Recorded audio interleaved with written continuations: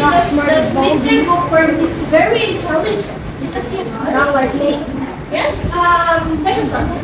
He reviews and what does the friend say? He wants to start.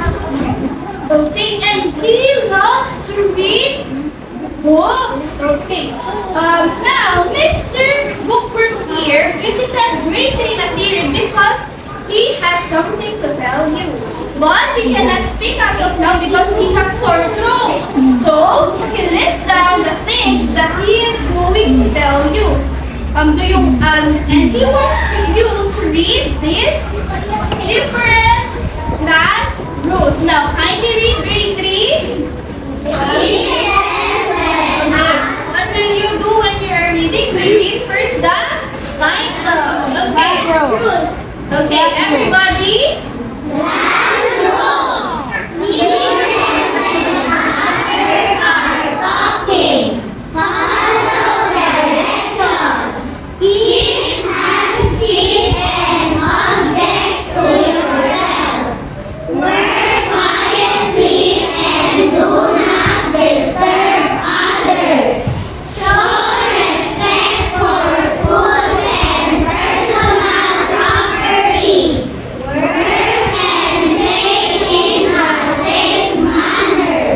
Okay, so are you going to do what Mr. Bookworm says you to do?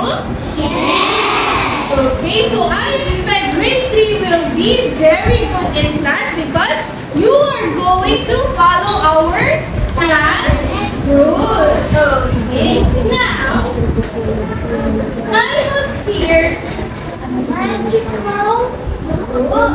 Okay, now do you want to listen to a story of the magical book? Yes! Okay, but before that, what will you do when teacher is reading a story? Yes, Jess? Do not talk with your seatmates. What else, Mark? Keep your thing. What else? Yes, Sophie. Listen very good. And lastly, what else? Ramzan. Be quiet. Okay, so let us start with his story. Okay, so Miss Sabado, a teacher at San Fernando South Central Integrated School, issued English books to grade 3 classes. Then, she gave 30 books to grade 3 na Silip, 20 books to grade 3 na Tugyo, 40 books to grade 3 na Siglat, and 10 books to grade 3 na Alunan. She wants them to read the books for them to be good in their classes. She even encourages them to go and visit the reading hub and read books there. Now, what is the story about? Yes, Salchi, what is the story all about? About books, what else? Under what? John Ramiel?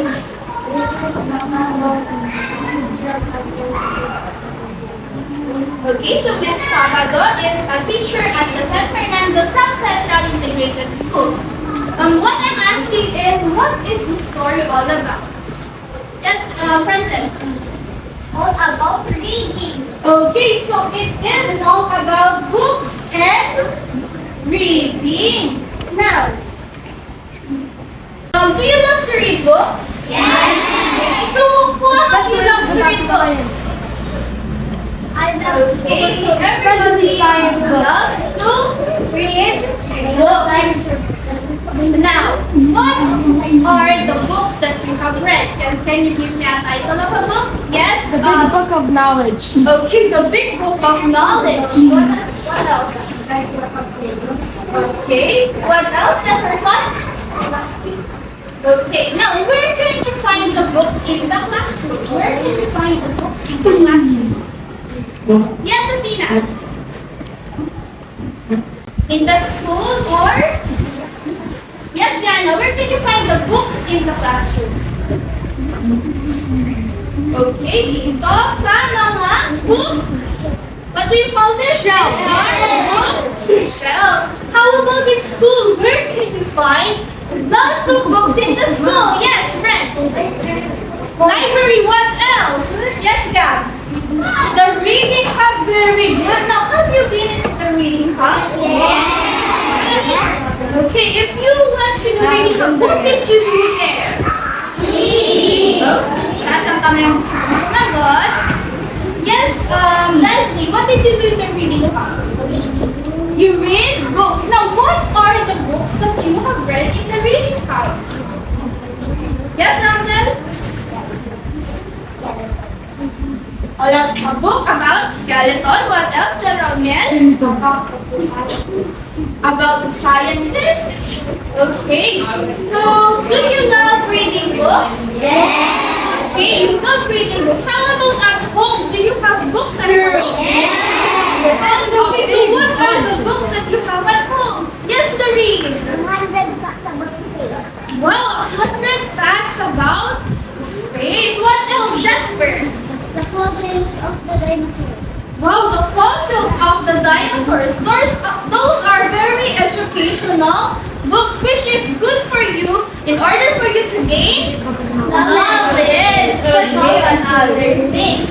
Now, going back from our story a while ago, I have here, di ba sabi natin, Miss Sabado issued books to the grade 3 classes. And the number of books issued in the grade 3 classes are presented in a graph like this. Okay, so what can you see in front? What can you see in front? Yes, Louise. What can you see in front? Books, a picture of books. What else, Jancy? Okay, so the number of books given to the grade 3 learners of the San Fernando South Central Integrated School, and another one, Francel? Okay, so this graph is called, what we call a okay, very good. This is called the pictograph. So today, we are going to talk about pictograph. We learn about pictograph, and also we are going to be interpreting pictographs. But before we interpret our pictograph, what can you see in this pictograph? Or why is it called a pictograph? Any idea? Yes, Jessie. Very good, because there is a picture or symbols in the graph. Okay, so when we say pictograph, it is a graph that uses pictures, symbols to give information to the readers or to the viewers. Okay, so can you see a picture or symbol in this graph? Yes, that's why it is called the pictograph. Very good. Now, study the pictograph in front. Yeah. Now, can you determine a part of this image?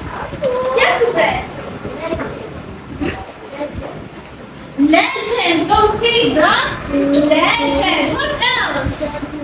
Let's start from the top. Yes, Andre. The title. Very good. The first one and the most important thing in the pictograph is the title. Now, what do you think is the use of title in the pictograph? Yes, Jessie?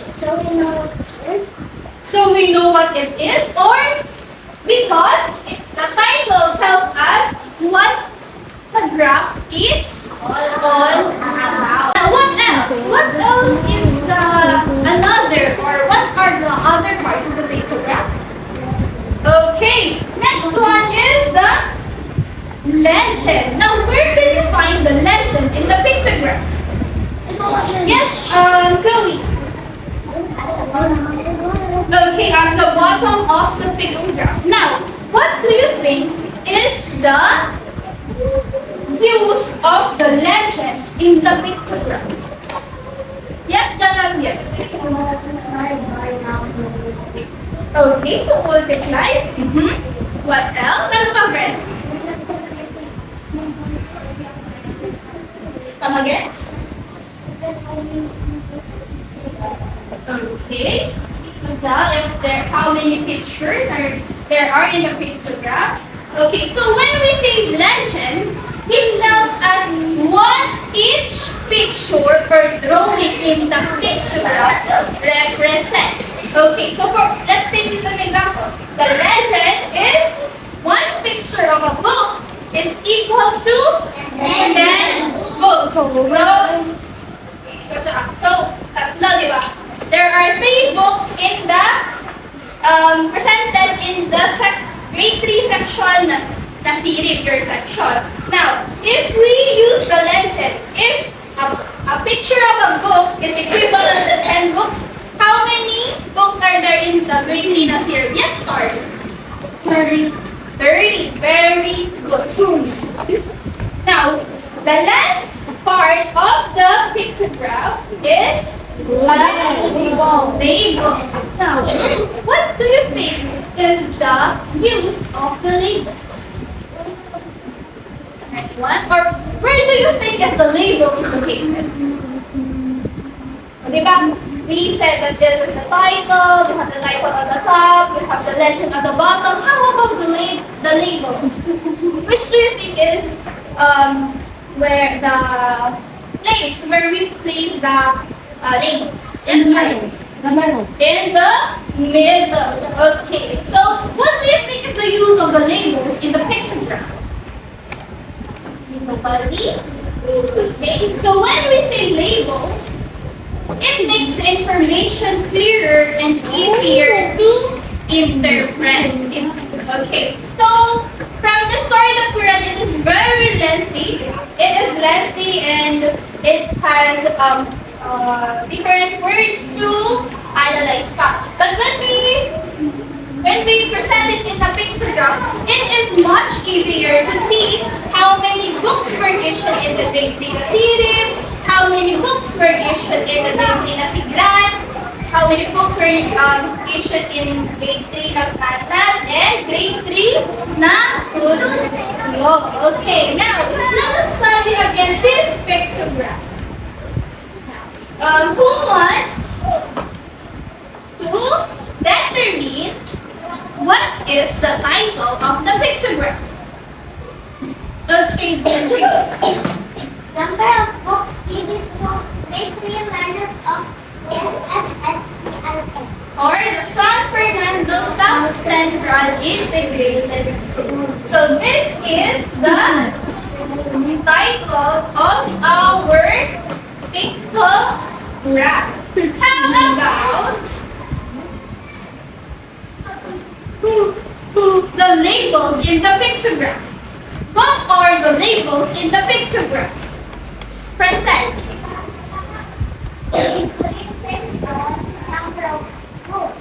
Okay, so the grade 3 section and the number of books as well as the different sections of the grade 3 classes in the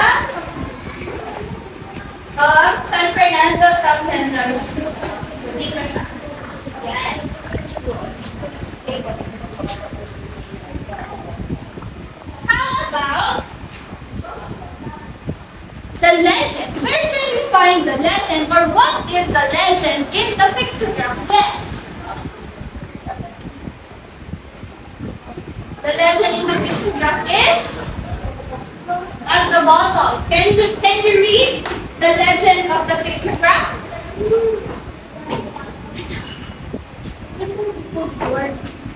Legend. Okay, so the legend is a picture of a book is equal to 10 books. Okay. Very good.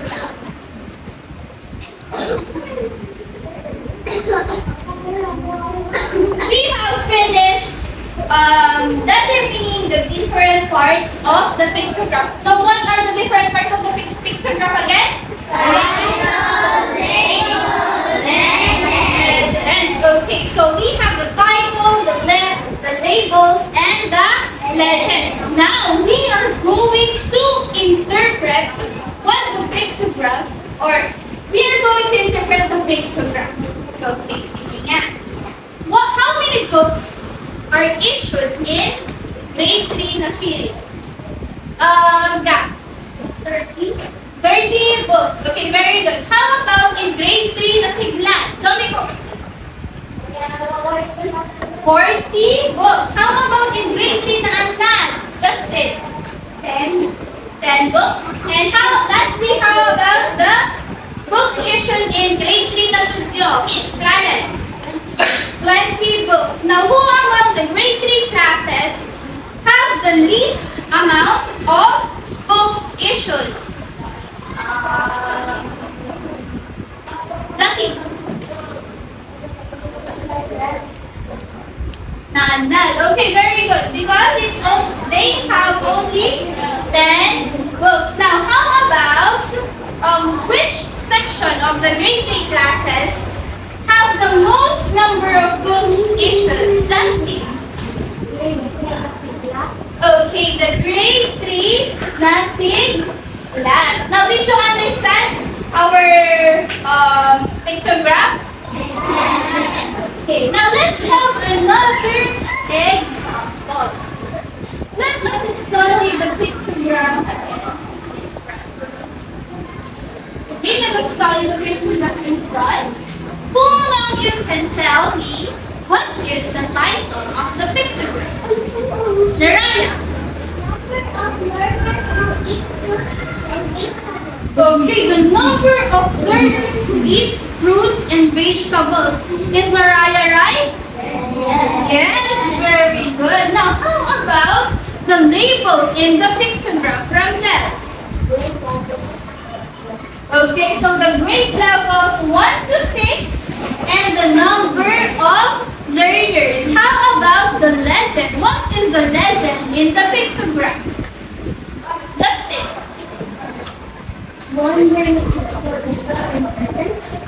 Okay, so one picture of learner is equal to 10 learners. What does that mean? What does that mean?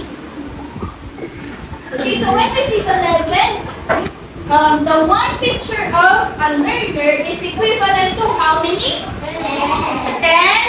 learners. Okay, very good. Now let us interpret the pictograph. Now, which among the sections have the least, or the grade levels have the least amount of learners who eats fruits and vegetables? Aiden? Grade 5. Now, how many learners are in the grade 5 learners that eats fruits and vegetables? How many grade 5 learners are eating fruits and vegetables? Ivan?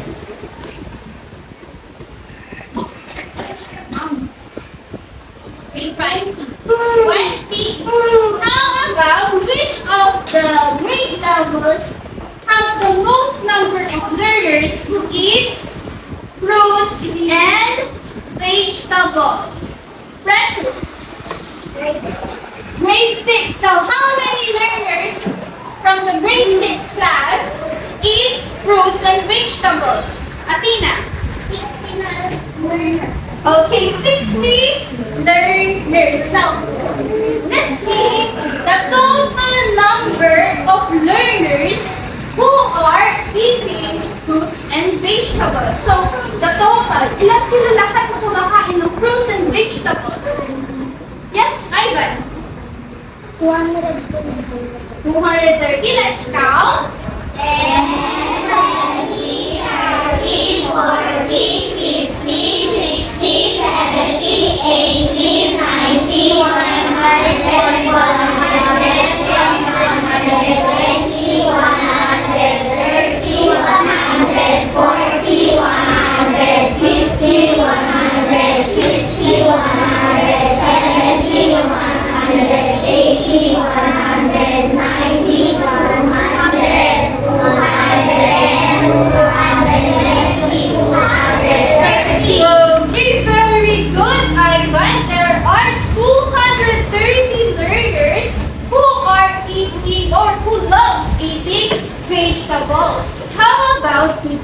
grade 3 level. How many learners are eating fruits and vegetables? Jasper. 50. Okay, there are 50 learners who are eating fruits and vegetables from the grade 3. How about you guys? Are you eating fruits and vegetables? Who among you are eating fruits and vegetables? Raise your hand. Okay, what is the reason? Baba niyo yung kamay. Baba niyo yung kamay. Okay, so what do you think is the importance on why do you eat fruits and vegetables? Ramzan. Okay, so because fruits and vegetables makes us healthy and strong. Very good. How about you, Francel? Okay, nasabi ni Ramzan. Makes us strong. And another one, that's Brent. Okay, it gives us vitamins. That's why if we eat fruits and vegetables, we are going to be healthy and strong. What have you learned? I'm great. Okay, pictograph. What did we do with the pictograph? Lee? Beatrice? Okay, we interpret the pictograph. Now, I have here another magical book. I have here another magical book. But then, it has no story to tell. It has only sentences that you have to complete. No, you have to complete because there are missing words in this book. And my friend, Mr. Bookworm, will help you and guide you answer or fill in the missing words in the book. Are you ready? Okay, so let us start. Let us read first the direction. Okay, let's read first the direction. Okay, the direction.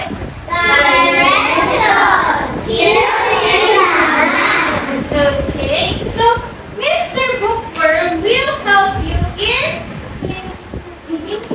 answering the different or finding the missing words in the sentence. Okay. Now, who wants to answer the first one? Stop. Gwen. Okay. Kindly read it first. A blank is a graph that uses pictures or symbols to give information. Okay, so a blank is a graph that uses pictures or symbols to give information. What is your answer?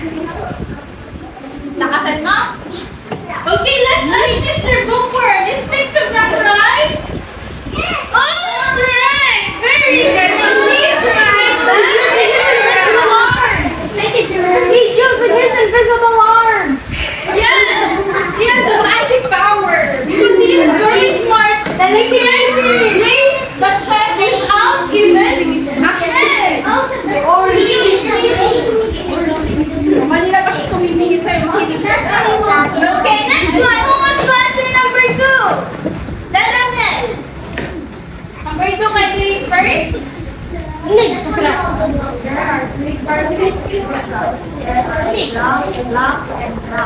Okay, so what's your answer? What are the 3 parts of the pictograph? First, labels, and legend. Now, let's see. Let's ask Mr. Bookworm. Mr. Bookworm, is John Mill right? Ta-da! He is right. Now, please write your answer.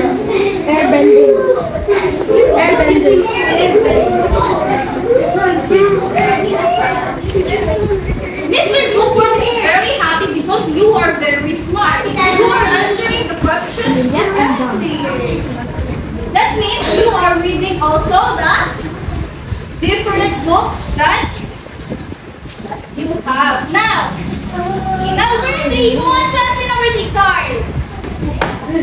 Read it first. The part of the graph tells about the graph is called What is the answer? legend. Is it the legend? Let's ask Mr. Bookworm. The part of the graph that tells about the graph is called the title. Oh, you've changed your answer. Is it the legend or the title? You choose. The title. Okay, Mr. Bookworm, is title correct?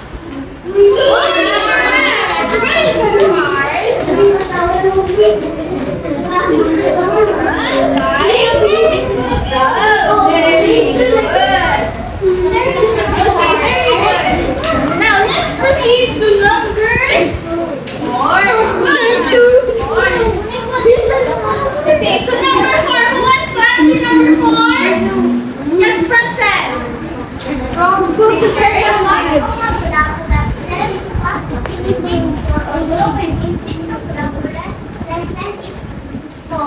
Oh, what is it? What's your answer?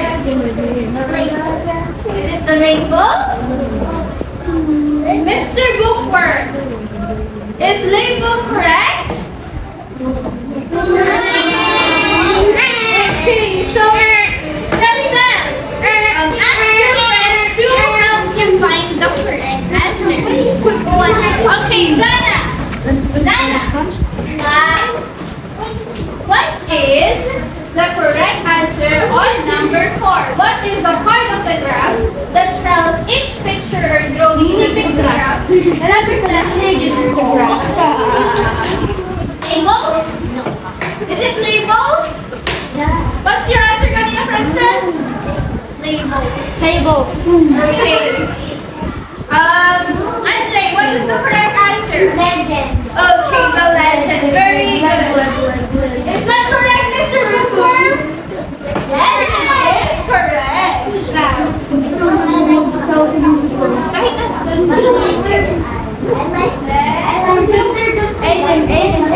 okay, very good. And lastly, Athena, can you read it first? The part of the graph that makes that information Clearer and easier. Interpret. What is it called? The labels. Let's ask once again, Mr. Bookworm. Is labels correct?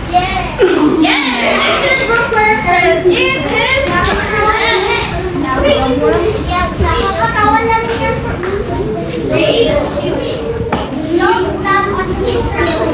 Okay, not very good naman ng grade 3 pupils.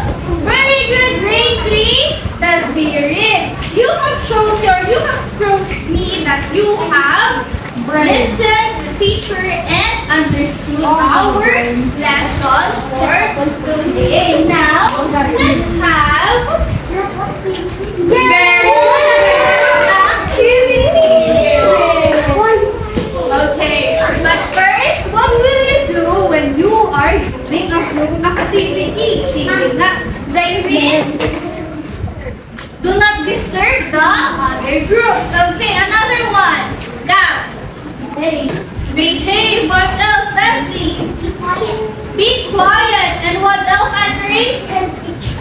Help each other. Very good. And Jana?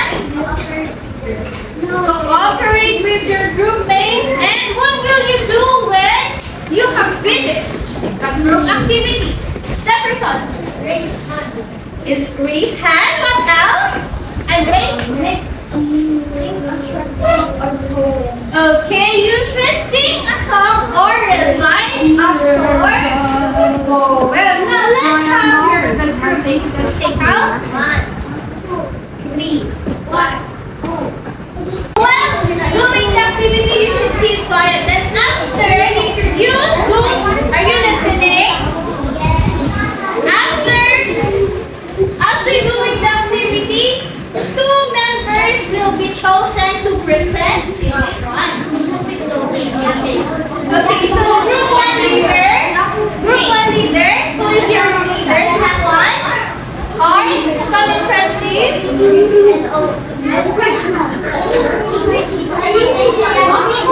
Group 2 leader. Alchaya, please come in front. And then group 3 leader, please stay in front. Group 3 leader, dito sa harap.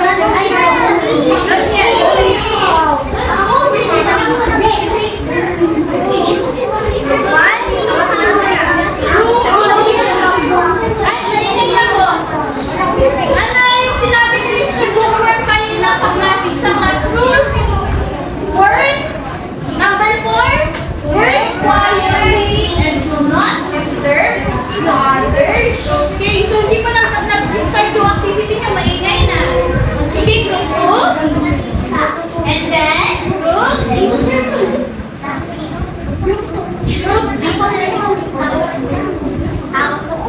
Oh, back to your groups.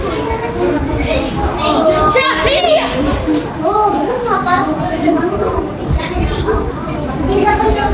Now everybody, kindly read.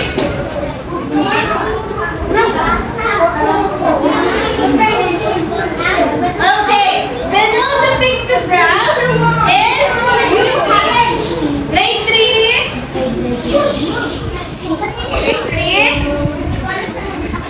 Okay, below the pictograph is we have directions. Kindly read the directions, please. Everybody. Okay, let's repeat. The direction po, direction. Sa baba ng pictograph.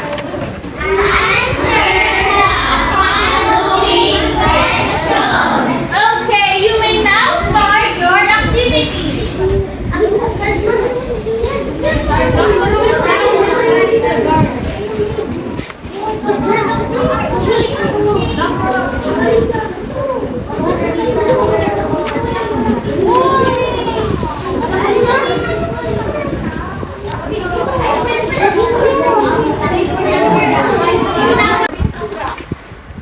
Favorite snacks of the family.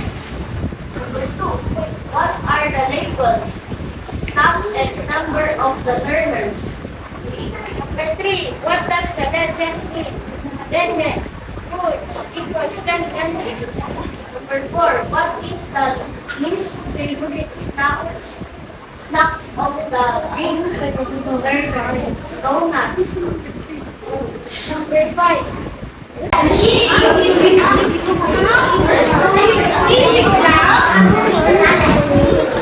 Now, you have proof that you really understood our lesson today. Now, let's have another activity, but it will be individual. Okay? First, let us read the directions. Everybody.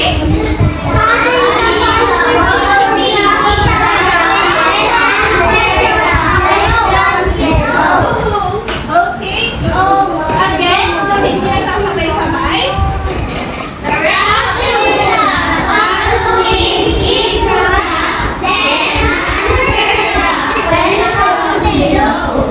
Okay, let's read different questions.